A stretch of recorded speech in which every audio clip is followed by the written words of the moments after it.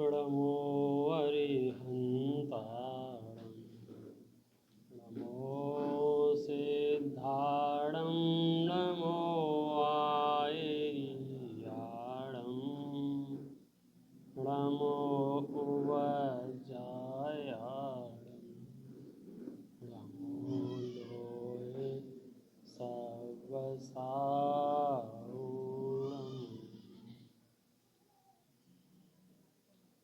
मोक्षमार्गस्य नेतारं वेतारं कर्मभूभृतां ज्ञातारं विश्वतत्त्वानां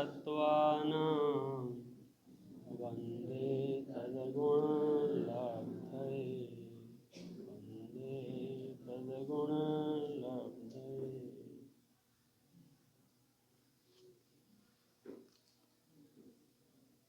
10 लक्षण महापर्व के मांगलिक अवसर पर हम और आप सब एकत्रित हुए हैं।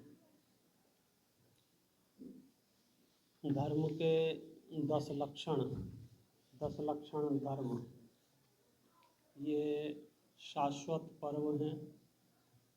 शाश्वत पर्व अर्थात परमानेंट। कुछ पर्व ऐसे होते हैं जो कभी कभी होते हैं और कुछ पर्व ऐसे होते हैं जो हमेशा रहते हैं। जैसे रक्षाबंधन पर्व है, एक घटना विशेष घटी और हमने वह पर्व मनाना शुरू कर दिया। श्रुत पंचमी पर्व है, एक घटना विशेष घटी और हमने पर्व मनाना शुरू कर दिया। महावीर जयंती है, किसी महापुरुष का जन्म हुआ, हमने शुरू कर दिया। हो सकता है अगली 24 में किसी और की जयंती मनाई जाए, लेकिन 10 लक्षण धर्म तो यही मनाए जाएंगे। भूतकाल में भी, वर्तमान में भी, भविष्य में भी ये शाश्वत पर्व हैं। और शाश्वत पर्व होने का कारण ये भी है कि इनमें जो चर्चा की गई है, जो बात की गई है, जो वस्तु का स्वरूप बताया गया है, वह प्राणी मात्र के कल्याण के लिए बताया गया है। सच में हम और आप महाभाग्यशाली हैं कि हमें ये धर्म के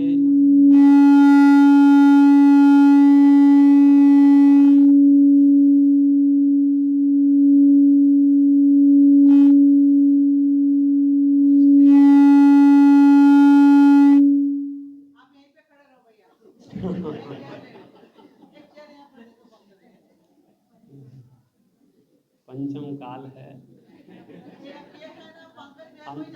अंतराय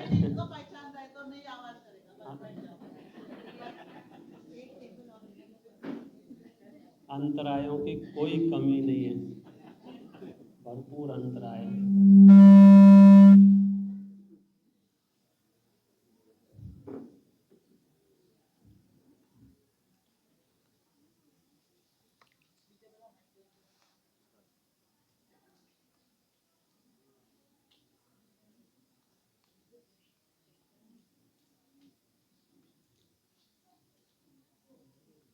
चलिए,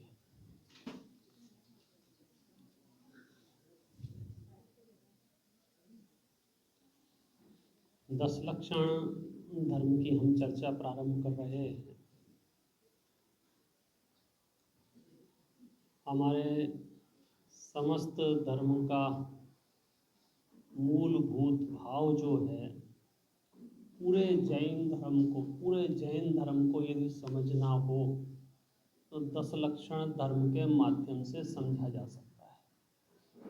कभी कोई चलते फिरते बोले कि जैन धर्म क्या है, तो बोले आपसे 10 लक्षण धर्म समझ लो, या ऐसा कहो कि धर्म के 10 लक्षण समझ लो, तो आपको जैन धर्म समझ में आ जाएगा। इससे हम ये भी कह सकते हैं कि हम अपने आप का परीक्षण करना चाहें कि हम धर्मात्मा हैं कि नहीं हैं, तो कैसे परीक्षण कर सकते हैं कि लक्षण देखो। हर विषय में यही एक न्याय चलता है ना, कोई भी वस्तु लेनी हो देनी हो, लक्षण देख लो। लक्षण देखने से वस्तु का निर्णय हो जाता है। तो धर्मात्माओं के जो लक्षण हैं, यदि हैं तो धर्मात्मा हैं और नहीं है तो नहीं है। इसमें बहुत टेक्निकल कुछ नहीं है। देखो कुछ पंक्तियां पढ़ता हूं।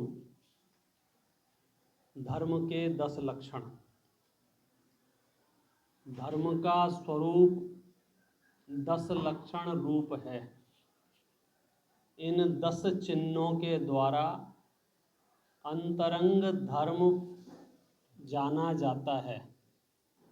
उत्तम क्षमा, उत्तम मार्दव, उत्तम आर्जव, उत्तम सत्य, उत्तम शौच, उत्तम संयम, उत्तम तप, उत्तम त्याग, उत्तम आकिंचन्य और उत्तम ब्रह्मचर्य, ये 10 धर्म के लक्षण हैं।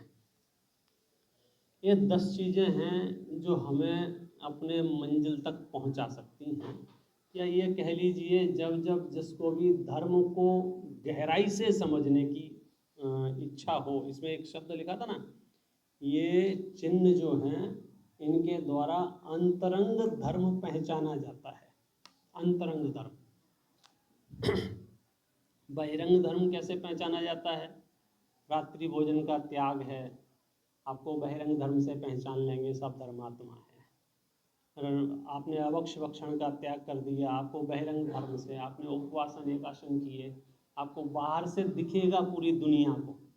ये जो माल हम बता रहे हैं, ये मामला अंदर का है, ये इनर फीलिंग में होगा। बाहर से आपकी परिस्थिति कैसी भी हो, अंदर से आपके धर्मात्मा पने की सुरक्षा करने वाला जो धर्म है, वो धर्म के 10 लक्षण हैं। और आज का जो दिन है वो तो विशेष इसलिए भी है क्योंकि हमारे इस त्योहार की शुरुआत भी इसी से होती है और समापन भी इसी से होगी। मतलब क्षमा कितनी महत्वपूर्ण चीज़ है, इसकी हम कल्पना नहीं कर सकते हैं।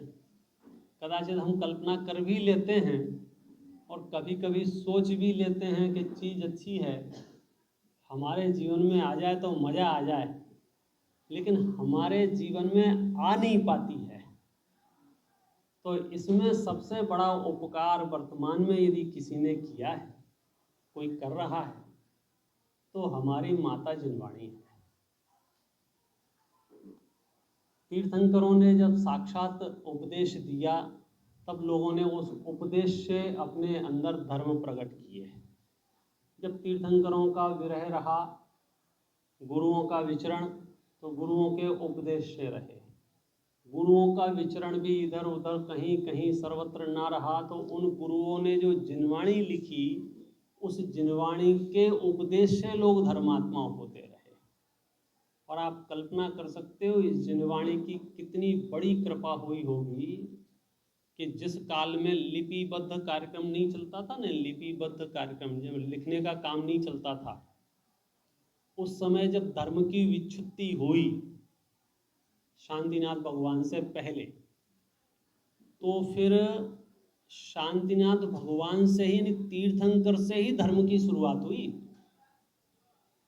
लेकिन मैं आपका दूसरा पक्ष बताता हूँ कि इस युग का सौभाग्य है कि लिपिबद्ध जिनवाणी उपलब्ध होने के कारण पूरे भारत में एक ऐसा काल रहा, शासक दूसरे रहे, मुनि धर्म का पालन संभव ना रहा।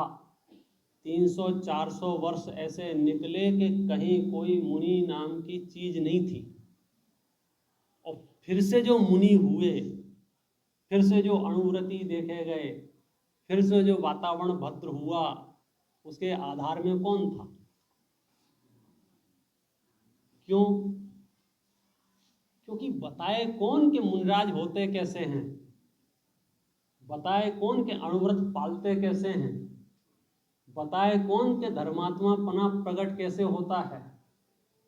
इसलिए आज इस युग में सर्वोपकारी कोई वस्तु है, इसको नित्य बोधिनी बोलते हैं, नित्य बोधिनी माँ जनवाणी।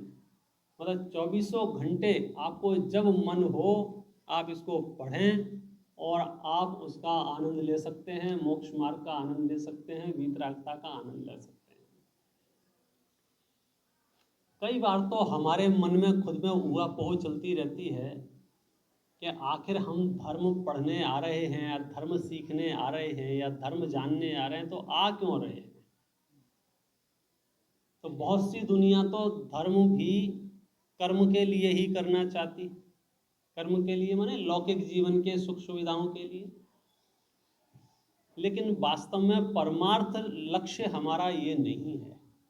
परमार्थ लक्ष्य तो ये है कि हमें अंतरंग धर्म प्रकट हो, और यदि अंतरंग धर्म प्रकट आपको हो गए फिर दुनिया की कोई ताकत आपको दुखी नहीं कर सकती है, किसी भी कीमत पर आपके अंदर दुख उत्पन्न हो नहीं सकता है। हम बात करते हैं थोड़ी सी क्षमा की, इसकी आवश्यकता है या नहीं? कितने लोग सहमत हैं? अभिनव, उत्तम क्षमा की आवश्यकता है क्या नहीं है? आपको आवश्यकता है क्या नहीं है? है तो प्रकट क्यों नहीं कर लेते हो? हाँ, बहुत व्यवहारिक बात होना चाहिए, तब तो आपने अंदर बात आए। क्यों साहब जो सिंहासन पे बैठे हैं आलोक जी, ये काम की चीज है क्या नहीं है ये बताओ।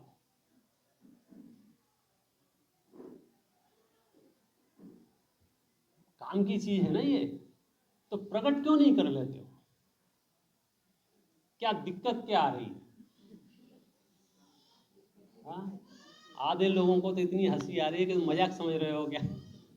इतने दिन हो गए हमको भगवान की पूजा करते करते, माला जपते जपते, सामायिक पाठ करते पढ़ते, प्रतिक्रमण करते करते, शास्त्र सुनते सुनते सब कर लिया है, आप कह रहे हो कर क्यों नहीं लेते हो? हाँ हाँ, इसीलिए तो कह रहा हूँ कि जब ये चीज आपको काम की दिख रही है तो फिर आप इसे उत्पन्न क्यों नहीं कर लेते हो, इसे प्रकट क्यों नहीं कर लेते हो? कहाँ एरर आ रहा है? थोड़ी देर डिस्कशन कर सकते हैं, उसमें क्या बात है? बोलो बेटा, क्षमा जानते हो? क्षमा किसको बोलते हैं?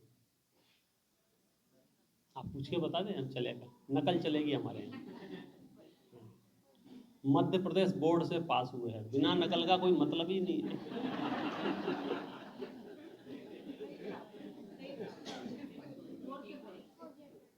Very good, forgiveness. तो फॉरगिवनेस जो है वो अच्छी चीज है कि नहीं है? क्षमा जो है वो बढ़िया चीज है कि नहीं है? सबको पता है, इसमें किसी को कन्विंस करने की जरूरत नहीं है। 2 सेकंड भी शांत मन से विचार करेंगे तो आपको लगेगा अगर मेरा हृदय क्षमा से भर जाए, क्या कहने। तो मेरा अगला प्रश्न ये है कि आप ऐसी उत्तम क्षमा को, पवित्र क्षमा को, बढ़िया क्षमा को उत्पन्न क्यों नहीं कर देते हो, प्रकट क्यों नहीं कर लेते हो? कहाँ एरर आ रहा है? अब मैं तो कर लूँ प्रकट, मुझे दिक्कत नहीं है, लेकिन कोई मेरी सुनता नहीं है तो मुझे बहुत गुस्सा आता है। एरर कहाँ है? ये एरर है उसका। मैं तो चाहता हूँ मैं क्षमा रूप रहूँ, किसी पर क्रोध ना करूँ, लेकिन सामने वाला मेरे अनुकूल नहीं चलता है।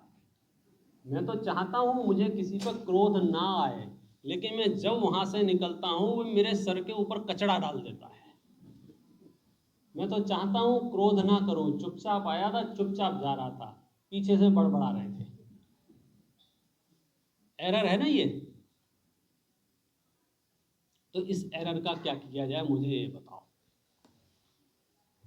क्योंकि इतने सब समझते हैं, जानते हैं, महसूस करते हैं क्षमा रहना चाहिए, क्षमा रहना चाहिए, क्षमा रहना चाहिए, लेकिन बिना बात के लोग मेरी निंदा करते हैं, आलोचना करते हैं, बुराई करते हैं, तो फिर मैं कैसे क्षमा करूं ये बताओ। तो अब आपको इसकी गहराई में जाना चाहिए। अब आप ये बताओ कि लोग आपकी बुराई क्यों करते हैं, लोग आपकी आलोचना क्यों करते हैं, लोग आपकी निंदा क्यों करते हैं, लोग आपका मजाक क्यों उड़ाते हैं, लोग आपको परेशान क्यों करते हैं। सब मैं क्षमा तो कर देता, सब समान होते तो, लेकिन वहाँ अरबों रुपया है, यहाँ खाने पीने की समस्या है, और आप कहते हो गुस्सा नहीं आए, ये अव्यवस्था हो रही है पूरे देश में, तो मुझे तो क्रोध आ जाता है। अब बोलो इसको क्षमा कैसे प्रकट हो सकती है? कि पहले ये व्यवस्था समझ ले। क्या व्यवस्था समझ ले? संपूर्ण विश्व में एक कर्म सिद्धांत की व्यवस्था लागू है। कौन सी व्यवस्था लागू है? क्या बोला? क्या कहा? क्या कहा? कर्म सिद्धांत। क्या बोला बेटा? कर्म सिद्धांत। क्या नाम है तुम्हारा? कर्म सिद्धांत नाम है। ऐसे ऐसे बच्चे हों प्रवचन में इतना मगन हो गया, कोई दिक्कत नहीं, इससे ज़्यादा अच्छी हिंदी क्या आएगी? हमारा काम चल गया, इससे ज़्यादा अच्छी हिंदी नहीं चाहिए। कर्म सिद्धांत। कर्म सिद्धांत। कर्म सिद्धांत एक ऐसी व्यवस्था है, एक ऐसी व्यवस्था है जिसको यदि आपने समझ लिया, आचार्य गारंटी दे रहे हैं आपको क्रोध आ नहीं सकता है। और ये सिद्धांत यदि आपने नहीं समझा, आप 100 बार भी दिन में सोचो क्रोध नहीं करूंगा, आज क्रोध नहीं करूंगा, आज क्रोध नहीं करूंगा, और जैसे ही वो परिस्थिति बनेगी आप क्रोध किए बिना रहेंगे नहीं, क्योंकि हम सिम्टम से लड़ रहे हैं, जहां से ये जन्म ले रहे हैं वहां तक नहीं पहुंच पा रहे हैं। इसलिए कर्म सिद्धांत को समझना, गहराई से समझना जरूरी है। संपूर्ण मुनि परंपरा, संपूर्ण मुनि परंपरा, आपने समाधि मरण भाषा पढ़ी हो बड़ी वाली, तो उसमें एक एक मुनराज के उपसर्ग काल का जो वर्णन किया है, उपसर्ग काल किसको कहते हैं, हमारे तो रोंगटे खड़े हो जाएं चर्चा सुन के ही। उपसर्ग काल में भी उनको क्रोध नहीं आ रहा है, उसका आधार क्या है? बोले उत्तम क्षमा, उत्तम क्षमा, उत्तम क्षमा। मैं एक स्टोरी आपको फिर से याद दिला देता हूँ, यशोधर मुनराज की। पिछली बार शायद याद दिलाई थी। कितने लोग जानते हैं यशोधर मुनराज को? बहुत बढ़िया, आज जान लीजिए। यशोधर मुनराज के जीवन की कथा है ये। यशोधर मुनराज ध्यान कर रहे थे, ध्यान मग्न बैठे थे। वहां से राजा श्रेणिक निकला। राजा श्रेणिक का नाम तो सुना होगा, सबसे ज्यादा प्रश्न पूछने वाला समूह शरण में यदि कोई है तो राजा श्रेणिक है। प्रथमायुग के आधार से राजा श्रेणिक उस काल में अन्य मत का अनुयायी था। जैन मत पर, जैन मत के गुरुओं पर उसे रंच मात्र भी श्रद्धा नहीं थी, आस्था नहीं थी। आस्था नहीं थी इतने से काम नहीं चल रहा था, विरोध भाव था। क्योंकि आपकी आस्था किसी पर नहीं है तो नहीं है, इससे कोई फर्क नहीं पड़ता है। दुनिया में कितने जीव हैं और कितने धर्म हैं, हमारी हजारों ऐसे धर्म हैं जिन पे हमारी आस्था नहीं है, तो उससे फर्क नहीं पड़ता है। आस्था नहीं होना ये सामान्य परिस्थिति है, विरोध भाव होना ये क्रोध का कोई ना कोई रास्ता है। तो उसको विरोध भाव था। तो उसने देखा वहाँ एक सर्प पड़ा हुआ था, मरा हुआ। उसने मरा हुआ सर्प यशोधर मुनराज के गले में डाल दिया और घर आ गया। 3 दिन बाद उसने अपनी पत्नी को बताया, रानी चेलना को। रानी चेलना जैन मत की थी, जैन मत को मानने वाली थी। तो कहा कि बोले मैंने ऐसा ऐसा किया है। तो रानी चेलना को तकलीफ हुई, और ये अनर्थ कर दिया आपने, ऐसा कैसे सोच सकते हैं। दिगंबर संतों की जो आराधना में, ज्ञान में लीन रहते हैं, नहीं नहीं वो तो चले गए होंगे।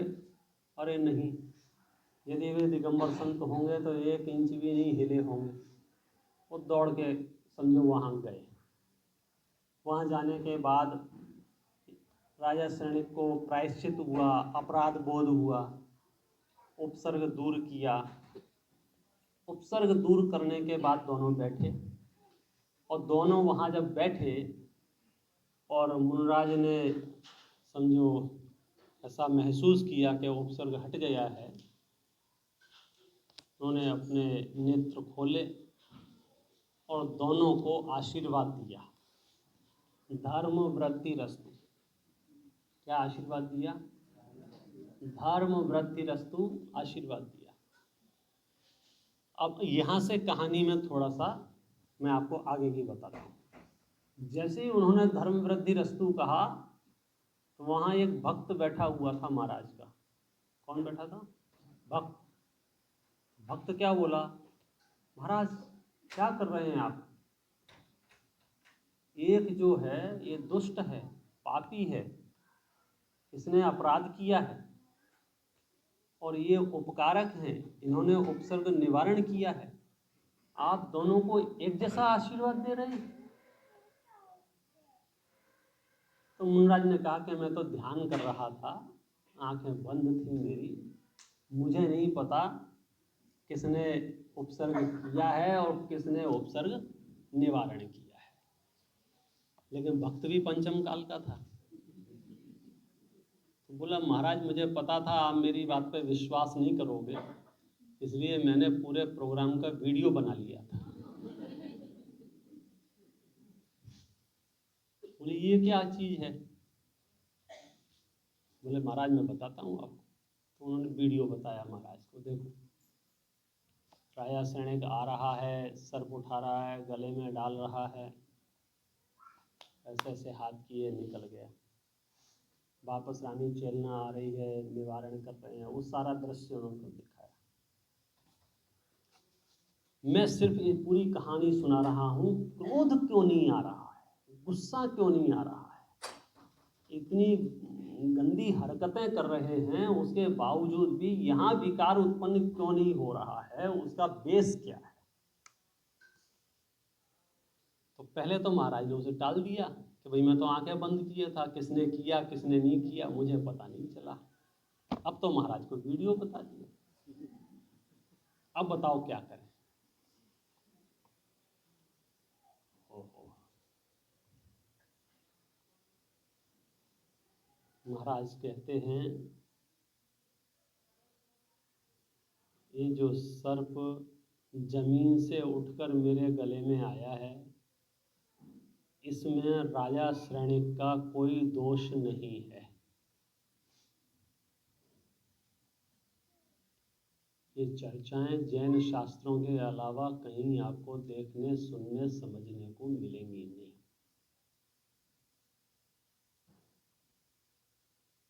क्या कहा? इसमें राजा श्रेणिक का कोई दोष नहीं है। भक्त बोला फिर किसका दोष है? मेरे ही अपने कर्म के उदय का। अब मैं क्रोध करूं तो किस पर करूं? किस पर करूं? ये जो मेरे साथ दुर्व्यवहार हुआ है, ये जो मेरे गले में 3 दिन तक सर्प रहा है, ये सर्प तुम्हें लग रहा है राजा सैनिक ने डाला है, मुझे तो साफ दिख रहा है मेरे कर्म के उदय ने यह उपसर्ग लाया है। बोलो मुनराज जो कह रहे हैं वो सही या भक्त जो कह रहे हैं वो सही?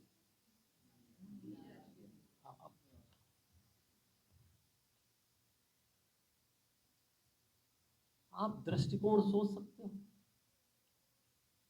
हम और आप अगर उस समय होते, सच में अगर अपन लोग वहां होते और अपने को अचानक से सर्प दिख जाता महाराज के गले में, तो क्या करते? बोलो सबसे पहला काम क्या करते? हाँ, ये किसने किया? चलो ठीक है, ये सहज भाव है, आज भी वही होगा। ये मनोवैज्ञानिक सहज भाव ये उत्पन्न होगा, किसने किया? फिर क्या करते हैं?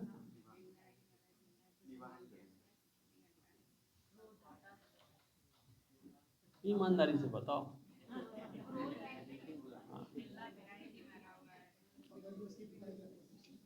किसकी पिटाई करते हैं? अभी पता कहाँ है? अभी पता ही नहीं चला ना, अभी तो आपने दृश्य देखा है, अभी तो आपने सिर्फ दृश्य देखा है। तो सामान्य प्रोसेस ये है कि सबसे पहला तो फोटो खींच के अपने घर पे भेजते हैं। अभी अभी मैंने ये देखा है, पहला काम व्हाट्सएप करते, जिसका जो नियरेस्ट पर्सन होता, संघ वाले होते तो संघ में भेजते, घर वाले होते घर में भेजते, पत्नी को भेजते, बच्चों, जहाँ जिसकी नज़दीकी या किसी अपने ग्रुप में वो होते तो उस ग्रुप में डालते, देखो क्या क्या है। और जैसे ही ग्रुप में फिर व्हाट्सएप भी वहीं बैठे बैठे ही करते, जल्दी हटाओ, किसने डाला है, ढूंढो उसको, आपको हुक्म जारी कर देते वहीं से। कदाचित आपको पता भी चल जाता राजा श्रेणिक ने किया है, तो बताओ क्या करते।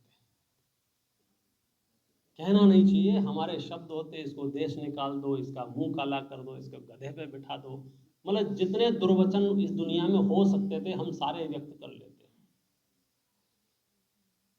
लेकिन जैन दर्शन कुछ और शिक्षा दे रहा है, और वो शिक्षा क्या दे रहा है, इसमें राजा श्रेणिक का कोई दोष नहीं है। अब गजब बात यह है, जिसमें उसका कोई दोष नहीं है उसके लिए उसे सजा हम क्यों दें। अब वो देखो सेकंड चैप्टर है, राजा श्रेणिक ने अपराध किया कि नहीं किया, तो वो सेकंड चैप्टर है। अपराध किया कि नहीं किया? हाँ किया। अच्छा, अपराध किया तो कर्म बंधन हुआ कि नहीं हुआ? हाँ हुआ।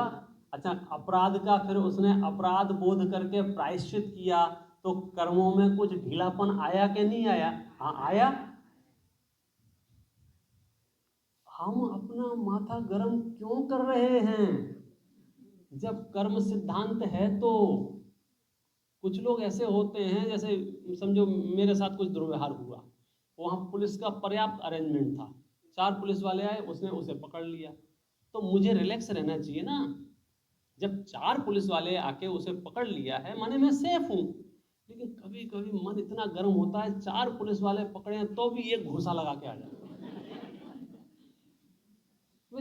जब जब तेरी पूरी व्यवस्था कर्मों ने संभाल रखी है, तो तू नया कर्म बंधन क्यों कर रहा है? जैन दर्शन की इस गहराई को समझ लो तो आपका पार पड़ेगी, नहीं तो आप युद्ध लड़ते रह जाएंगे और मोक्ष जाने वाले मोक्ष चले जाएंगे।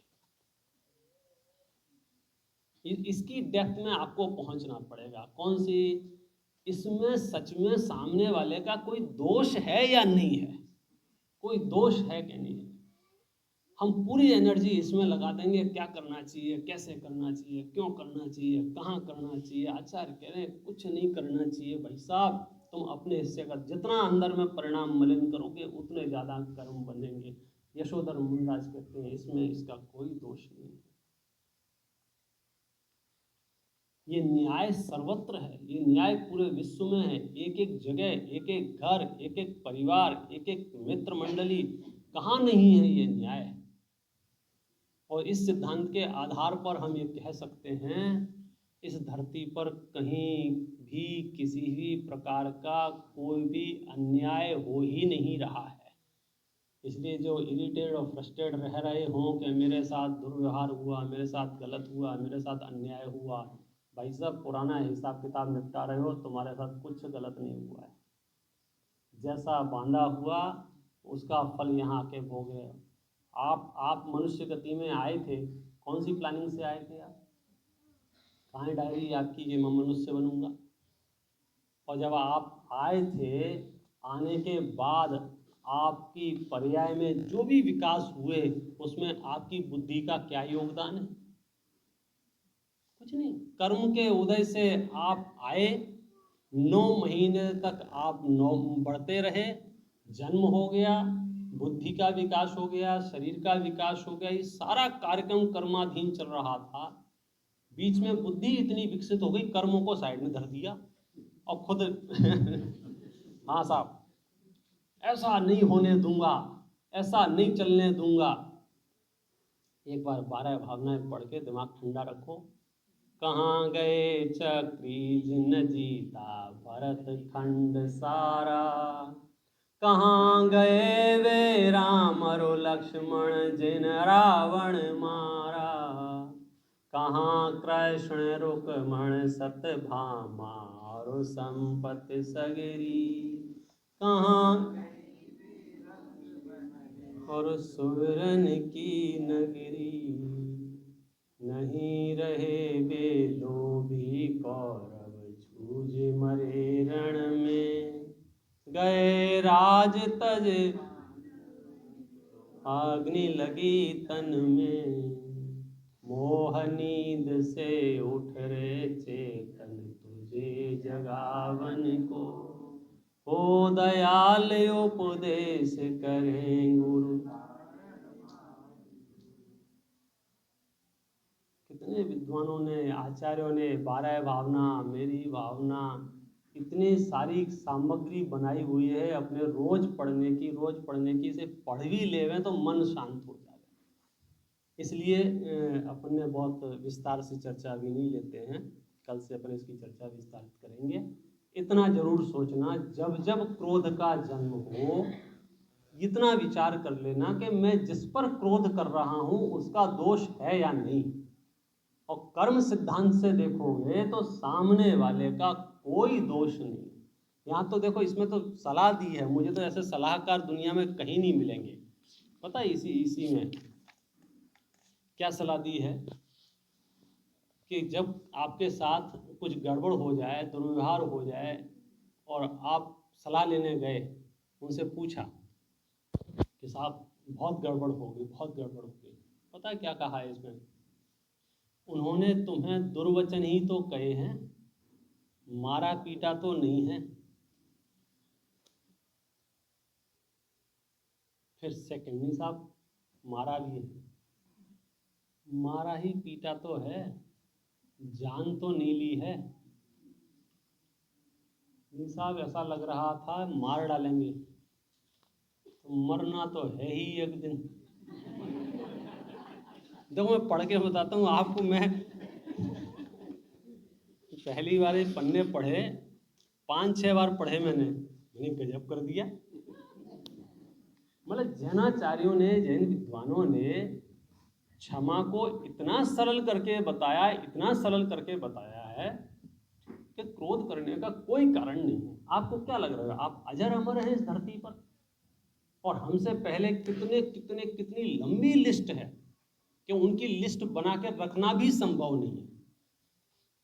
पत्थरों पे लिखी गई लिस्ट गायब हो गई, विजेताओं के, बड़े बड़े सम्राटों के, बड़े बड़े शिलालेख, बड़े बड़े शिलापट्ट। तो जब इस दुनिया की इस सच्चाई से हम परिचित हैं तो हमें अपना हृदय क्षमा से भर लेना चाहिए। मेरे साथ जो कुछ भी हो रहा है मेरे बांधे हुए कर्म का उदय है, सामने वाले का कोई दोष नहीं है। जब तक हम विश्व को निर्दोष नहीं देखेंगे हम अपने जीवन में क्षमा उत्पन्न नहीं कर पाएंगे। समस्त विश्व को निर्दोष देखें, किसी ने कहीं कोई गड़बड़ी मेरे लिए की ही नहीं है, वो तो सामने वाला डाकिए जैसा निमित्त बन के उपस्थित हो गया है। कभी किसी के माध्यम से कर्म का उदय आया, कभी किसी के माध्यम से कर्म का उदय। समझो आयु कर्म पूरा हुआ और मुझे ठोकर लग गई, अब क्या करूं? पत्थर को फांसी चढ़ाऊं? मेरा आयु कर्म पूरा हो गया, मेरा हार्ट अटैक हो गया, पत्थर को फांसी चढ़ाऊं? मैं हार्ट अटैक मतलब क्या करूं? तो निमित्त तो कोई ना कोई बन के उपस्थित होंगे, लेकिन मूल कारण तो आयुष की पूर्णता है ना। आयुष पूर्ण होने पर दुनिया की कोई ताकत बचा नहीं सकती है, और आयुष रहेगा तो तुम्हें कोई भेज नहीं सकता है। लोग कोरोना से वापस आ गए, वेंटिलेटर से वापस आ गए, और जाने वाले घर में बैठे बैठे निकल लिए।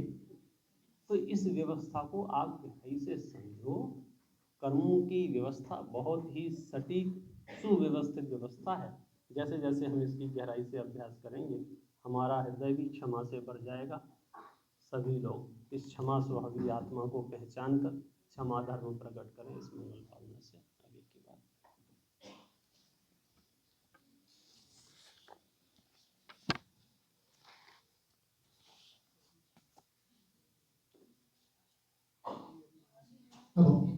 हाँ, पहले भी हम सब जयमाला स्तुति करेंगे। जयमाला स्तुति के बाद